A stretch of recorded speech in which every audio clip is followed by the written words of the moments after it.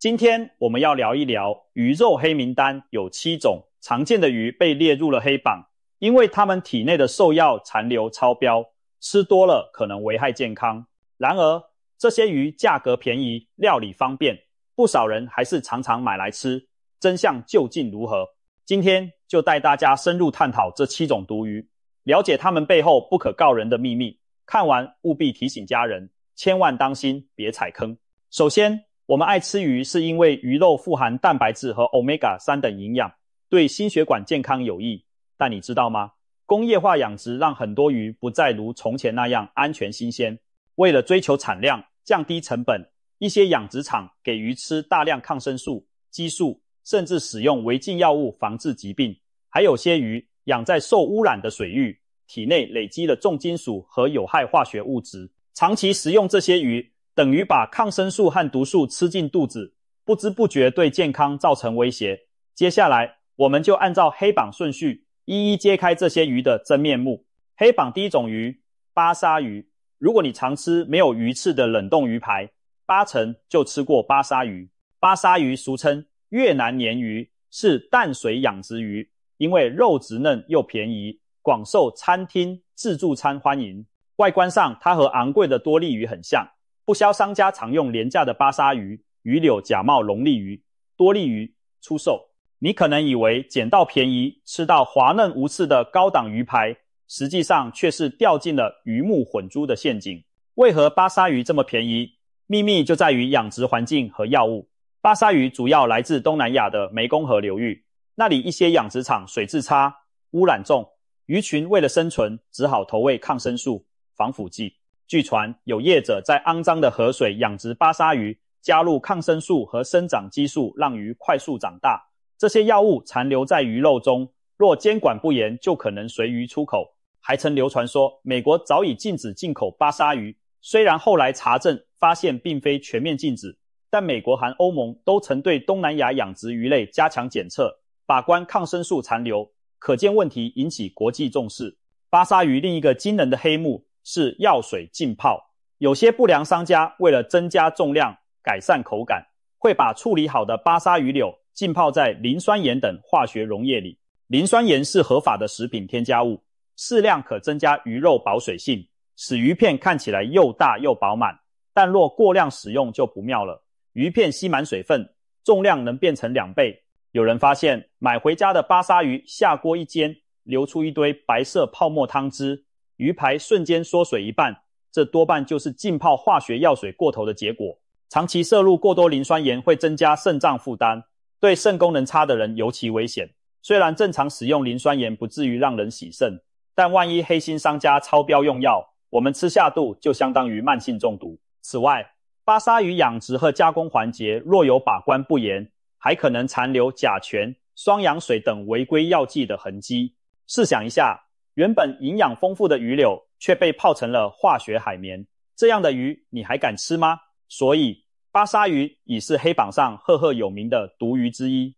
精明的厨师提醒大家，价格明显偏低，煎煮出很多白沫的冷冻鱼排要特别小心，极可能就是问题巴沙鱼。与其贪便宜买这种药水鱼，不如花点钱买真正新鲜的海鱼来得安心。黑榜第2种鱼，罗非鱼。提到罗非鱼，很多人想到的是台湾的国民鱼、吴郭鱼，或者大陆常见的非洲鲫鱼。罗非鱼适应力超强，有臭水沟清道夫的称号。无论湖泊、水沟，哪怕水质浑浊含氧低，它都能活，还能大口吃下水里的杂物藻类。因此各地养殖广泛，价格低廉。听起来不错，罗非鱼生命力强，不是代表少生病少用药吗？错，正是因为它什么水都敢活，什么都吃，反而容易把环境中的毒素吃进体内。可以说，罗非鱼的强悍体质让它成了重金属收集器和污染物富集者。有报道指出，一些地区的罗非鱼竟被养在污水池里。某些养殖户为了节省饲料，甚至会把禽畜粪便、下水道的废料搅一搅就丢进鱼塘。罗非鱼来者不拒地啃食长大。试想这画面，罗非鱼等于在吃工业废水，生活污泥长大。这样的环境长出的鱼体内怎会干净？罗非鱼属杂食性，容易富集水中的有机污染物和重金属。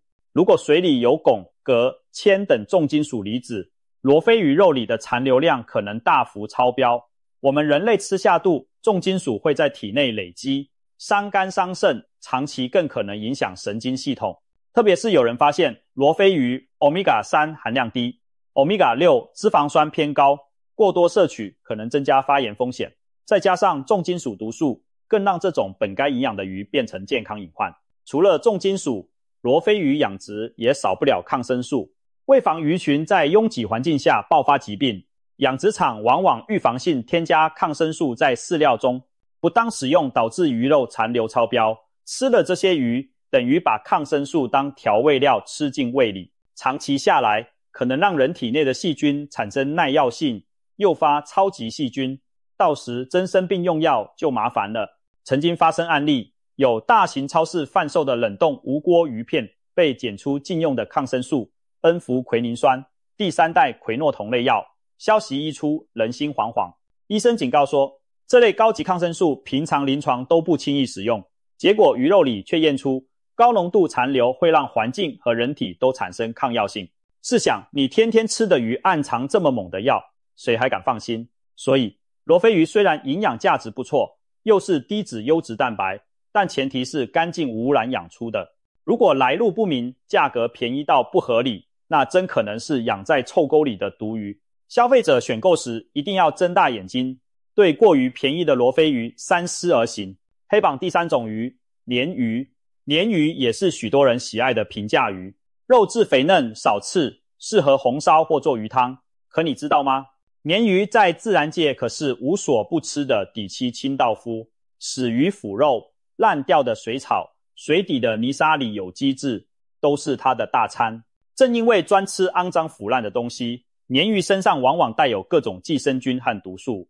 如果养殖环境不佳，鲶鱼几乎变成行动的垃圾桶。有人戏称，鲶鱼汤好喝，是因为它把整个池塘的精华都浓缩在身体里了。这话听着可一点都不好笑。在养殖场里，鲶鱼常被投以廉价饲料，有时甚至是鸡鸭内脏、屠宰下脚料磨成的饲料糊。这些饲料来源不明，可能含有重金属和农药残留。鲶鱼贪吃狂吃，毒素一路在体内累积。我们买市场上的鲶鱼，表面看白白胖胖，但如果产地水质有农药、工业废水，鲶鱼早把那些汞、砷、甲基、汞吃下去了。另外，为了让鲶鱼快速长大，减少发病，抗生素也绝对没少下。鲶鱼对很多细菌感染敏感，养殖户会频繁投药，比如氯霉素、恩诺沙星等等。有些黑心养殖甚至在出货前不遵守休药期，鱼还带着满满药性就上市。前些年就有媒体曝光，中国大陆有养殖场的鲶鱼被检出硝基呋喃代谢物，属于一种禁用抗生素，具有致癌性。由于鲶鱼常在池底活动，皮肤没有鳞片，药物和污染物更容易透过皮肤渗入体内。可以说，环境里的毒，它几乎无一幸免，全吸收了。还有一个现象是掉色鲶鱼，正常的新鲜鲶鱼肉色洁白有光泽，但受污染的鲶鱼可能肉质发黄发黑，烹煮时汤水浑浊带怪味，有时甚至有泥土味或柴油味。那柴油味是什么？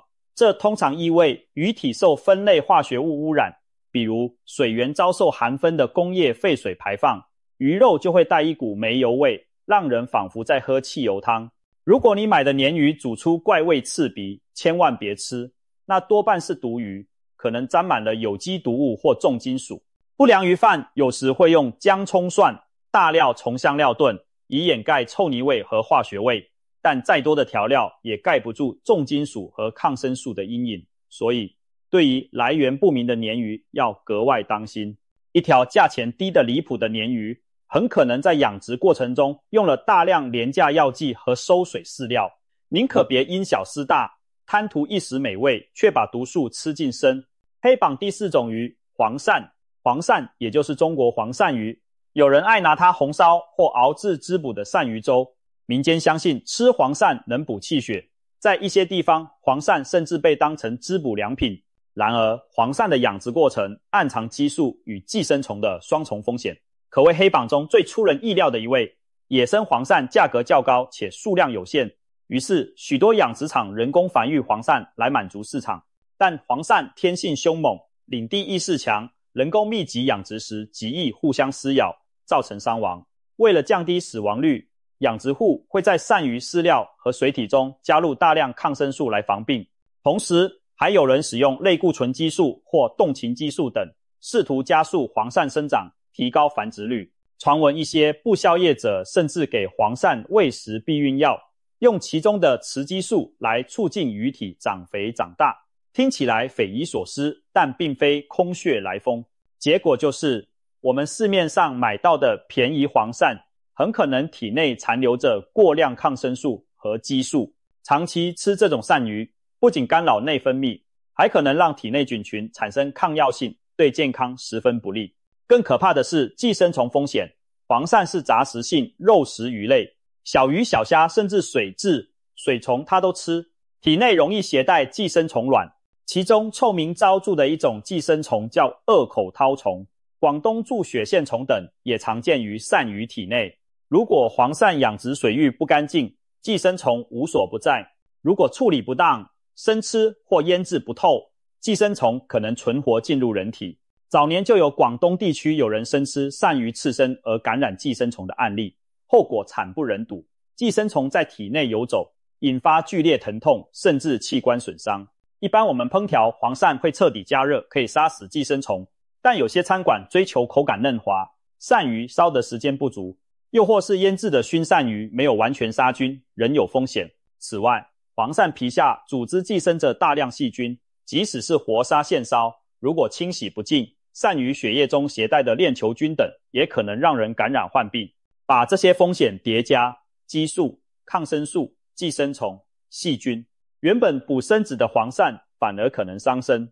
特别是有些养殖黄鳝个头异常粗壮，色泽暗黄，那很可能就是激素催肥的结果。正常野生黄鳝身材适中，养殖场用药催大的鳝鱼往往又肥又长，吃起来肉质反而松散没弹性。这样的黄鳝即使价格便宜，量又足，最好也敬而远之。想补身，请选择来源可靠的新鲜黄鳝，并且一定煮熟煮透，否则得不偿失。黑榜第5种鱼，多宝鱼。多宝鱼原本是一种高档海鱼，又称大鳞鲂，肉质细嫩刺少，曾风靡高级餐馆火锅店。然而它也有骇人听闻的致癌药物黑历史。2006年，中国大陆、北京、上海等地掀起了多宝鱼事件。市场抽检发现，许多养殖多宝鱼体内含有孔雀、石绿和硝基、呋喃等违禁兽药残留。孔雀石绿是一种工业染料，早年常被水产养殖户用来杀真菌，寄生虫效果虽好，但剧毒高残留且可致癌。国家早在2002年就明令禁止用于食用鱼，但为了追求成活率，有些多宝鱼养殖户偷偷用孔雀石绿浸泡鱼塘杀菌，结果鱼肉中残留大量毒素。当年检验显示，不止孔雀石绿，多宝鱼样品还检出氧氟沙辛、土霉素等多种抗生素。消息一出，震惊社会，北京、上海、广州等地纷纷下令全城停售多宝鱼，餐馆和市场的多宝鱼一夜之间消失无踪。香港也紧急禁止内地多宝鱼进口，一时间这种名贵鱼变成洪水猛兽，人人闻之色变。虽然多宝鱼事件已过去多年，养殖户据称改进了用药行为，但偷用禁药的隐患仍在。孔雀石绿之所以屡禁不绝，是因为它价格便宜又好用，许多小养殖户铤而走险。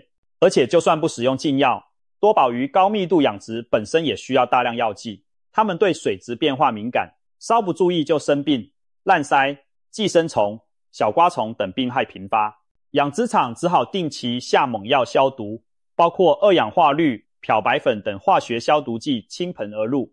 有时鱼没病也预防性投喂抗生素，如此一来，养出的鱼体内难免药物残留惊人。曾有媒体报道，部分养殖多宝鱼检出超标抗生素，对人体可能造成过敏反应或耐药性问题，甚至有食客反映吃了一顿多宝鱼火锅后出现皮肤红疹、喉咙肿痛，怀疑就是残留药物引起的过敏。当然，多宝鱼本身作为蝶形目鱼类，营养可口，如果野生的自然无可挑剔，但目前市面上几乎买不到野生货，都是养殖场出的，我们无从得知它养殖用药情况，一不小心就可能买到曾经泡在药汤里的鱼。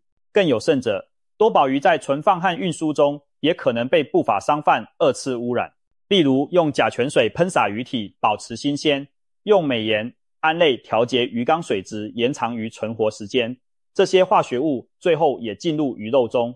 想想自己花大钱在餐厅点一道清蒸多宝鱼，本想补充蛋白质，却不知吃下一堆抗生素、杀菌剂的鸡尾酒，实在让人后怕。由于多宝鱼曾有致癌禁药风波，在许多健康专家的建议名单中，它已被列为应慎选的鱼种，尤其孕妇、小孩更应避免食用来路不明的多宝鱼，以免摄入残留化学物。看来昂贵的鱼未必安全，这条多宝鱼黑榜上绝对榜上有名，提醒大家提高警觉。黑榜第6种鱼，鲫鱼。鲫鱼是中国人餐桌上的老朋友了，从熬汤到红烧，特别是产妇坐月子常喝的鲫鱼汤，被认为有催奶滋补功效。然而在当今环境下，鲫鱼却可能因水污染和药物而上了黑名单。传统观念里，野生鲫鱼生活在清水塘、稻田河沟，吃的是水草碎屑、小虫，肉质鲜美细嫩。但你可能不知道，有些地区卖的鲫鱼并非野生，而是养殖户在污水沟和工业废水池里养大的。听起来触目惊心，怎么有人会在污水里养鲫鱼？这跟鲫鱼的生命力强有关。鲫鱼对缺氧和恶劣水质有相当耐受力，甚至能在含有鸡废料的泥塘中存活。某些不良养殖者就利用这一点，把鲫鱼投放到处理不达标的养殖池中，里头可能夹带工厂废水、生活污水，鲫鱼照样活蹦乱跳长大，但身体早已渗入各种毒素。最直观的判断方法就是气味。正常新鲜鲫鱼有淡淡的腥味，而被污染的鲫鱼往往带有怪异的化学气味。有些人买回家煮鲫鱼汤时，闻到一股煤油味，仿佛汽油弥漫，那多半就是鲫鱼体内的分类污染物在作祟。工业废水中，特别是冶金、化工、煤气厂排放物含有砷，一旦进入养殖水体，鱼吸收后肉质就会沾染异味，也就是类似煤油的味道。只要水中砷浓度达到 0.1 毫克每升，鱼肉就会沾染异味。除了砷污染，鲫鱼还可能富集氨氮，造成氨水臭、农药，有时会有类似药水或大蒜的气味，甚至爆炸物残留。曾经在受军工污染的水域，鱼身上有火药味，听起来像天方夜谭，但环保专家提醒，鱼有煤油味千万别下肚，那几乎是有毒的警报。所以如果市场上的鲫鱼闻起来不对劲，千万不要购买。除了污染，鲫鱼养殖也少不了药物。鲫鱼容易感染鱼里科常见疾病，如出血病、寄生虫病等。许多小规模鱼塘为节省成本，不会勤换水，而是狂下药控制病害。尤其当鲫鱼和其他鱼混养在一个池塘时，为防止交叉传染，各种抗生素、驱虫药一齐上阵。这些药物残留如果超标，我们吃鱼就等于把多种抗生素套餐吃进身体。试想一碗原该滋补的鲫鱼汤，里头可能溶出了孔雀石绿、治鱼病的禁药、消肌肤难、强力抗生素，甚至杀虫农药的残留，真是毒汤无疑。有报道说，在某些抽检中，鲫鱼检出违规受药的次数相当高，可见风险普遍存在。尤其是城郊一些小鱼塘，水源可能直接取自污染河道或地下井水，经年累月，土壤里重金属渗入，鱼体内深，镉含量偏高，却无人知晓。我们把这些鱼买回家，全家老小喝补汤，不知不觉把危险也喝进去了。当然，如果能确保水质清洁，饲料天然无药，鲫鱼依然是一种营养丰富的好鱼。但现实是，干净无污染的野生鲫鱼越来越少，而廉价上市的大多是批量养殖货，质量良莠不齐。消费者在无从得知来源的情况下，实在难以分辨好坏。因此，鲫鱼被列入黑榜，是提醒大家对这道寻常补身鱼汤也不要掉以轻心。尤其孕产妇、体弱者原本冲着补身体去喝鱼汤，更应确保买到的是安全可靠的鲫鱼，否则恐怕补品变毒品。黑榜第7种鱼，泥鳅。泥鳅是传统美食，俗话说天上斑鸠，地上泥鳅，可见泥鳅滋味鲜美，又有水中人参的称号，被认为营养价值高，补阳气。在很多人的童年记忆里，乡间水沟里的野生泥鳅是抓来油炸、炖汤的美味。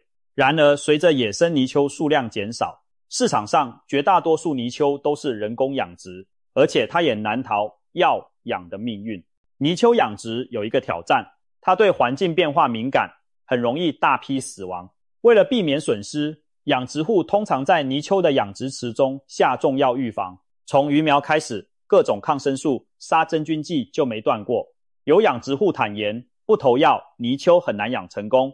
结果呢，养出来的泥鳅虽然肥美，但体内早就是抗生素储藏库。抽检发现，有的泥鳅样本检出土霉素、四环素等残留量惊人。如果经常食用带有大量抗生素残留的泥鳅，等于慢性服药，可能导致人体细菌产生抗药性，降低我们对抗感染的能力。除了抗生素，泥鳅还常被爆出含有激素残留。部分养殖场会给泥鳅使用雄性激素来变性，把雌性泥鳅转变为雄性。因为雄性泥鳅长得快，个头大，经济价值更高。还有些则用促生长激素，让泥鳅缩短养殖周期。但这些人工荷尔蒙可能残存在鱼体，消费者吃进体内会干扰自身激素平衡。男性过量摄入雌激素会女性化，女性摄入雄激素可能影响内分泌，长期还有潜在致癌风险。试想一道滋补泥鳅汤，理应强身健体，结果喝下大量激素，身体哪里补得了？泥鳅本身是底栖鱼类，还有一个隐患就是环境毒物积累，它钻泥钻沙，喜欢栖息在池塘底部找东西吃。如果养殖水塘底泥含有农药残留、重金属，泥鳅接触最多，体内浓度也最高，特别是农药 DDT、666这类持久性有机污染物，在水底泥巴中可存很多年。泥鳅无意中就当了扫毒小能手，把毒素收入腹中。我们吃泥鳅时，往往是整条炖或炸，内脏也一并入口，更增加了摄入有害物的机会。此外，泥鳅如果处理不干净，没煮熟，也有寄生虫风险。虽不如黄鳝那么多见，但泥鳅体内可能有肺吸虫、颚口虫等寄生虫的幼体。过去有偏方说，生吃泥鳅治病导致感染寄生虫案例，早已证实是危险至极的行为，所以千万别尝试。总而言之，泥鳅从养殖池塘到餐桌，潜藏着药物与污染双重风险，难怪被列入毒鱼黑榜。特别讽刺的是，很多人吃泥鳅是想进补养生，却不知一口汤下肚，药物残留比营养多。因此，除非能确认泥鳅来源干净无药，否则还是少吃为妙。讲完这7种黑榜鱼，可能有人会问，是不是以后都不能吃养殖鱼了？其实也不必恐慌。我们列出这黑榜是提醒大家在选鱼时要多一份心眼，尤其对便宜又常见的几种鱼保持警惕。并非所有这些鱼都有问题，但由于它们养殖风险高，违规用药问题多发，所以被点名。要远离药物残留，其实也有原则可循，尽量挑选深海野生鱼类，例如青鱼、秋刀鱼、鲈鱼、沙丁鱼等。深海鱼通常无法人工密集养殖，身体里也不会有养殖药物残留，而且野生海鱼摄入的重金属通常也低于大型肉食鱼，像秋刀鱼、沙丁鱼属于小型鱼，重金属累积较少。虽然野生海鱼刺多或味稍重，但营养丰富，相对安全。反之，那些特别廉价、养殖周期短、生长环境肮脏的鱼就要特别小心。除了我们提到的巴沙鱼、罗非鱼、鲶鱼、黄鳝、多宝鱼、鲫鱼、泥鳅，其实还有一些鱼类和水产品也要留意，比如养殖的牛蛙、大闸蟹有时也被爆出药物残留问题。重点在于价格离谱、便宜且来路不清的水产品，最好敬而远之。当然，我们并不是说这些黑榜鱼一口都不能吃，如果能确认来源安全，例如有合格检验证明、信誉良好的养殖场出品，适量吃问题不大。但一般消费者难以分辨，为了家人健康，宁可谨慎避开风险。购买时可多询问鱼贩产地，选择有品牌或产销履历的产品。有条件的话，多选当季野生海鱼，或者养殖过程透明、无滥用药物的鱼类。最后总结一句，病从口入，便宜不一定就是福。黑榜上的几种鱼之所以泛滥成灾，说到底是满足市场对又廉价又美味的贪念。一条鱼从鱼塘到餐桌，成本低到不合理，就得怀疑其中是不是用了不该用的东西。我们享受美食的同时，更应该注意食品安全，别让省下的钱日后花在医药费上就后悔莫及了。今天讲的这7种黑榜鱼，大家都记住了吗？为了您和家人的健康，选鱼的时候一定多留神。看完这篇内容，赶紧提醒家人和朋友，避开这些暗藏风险的鱼，不要因贪图一时便宜而吃下伤身的隐形毒药。健康无价，愿大家都能吃得安心，吃得开心。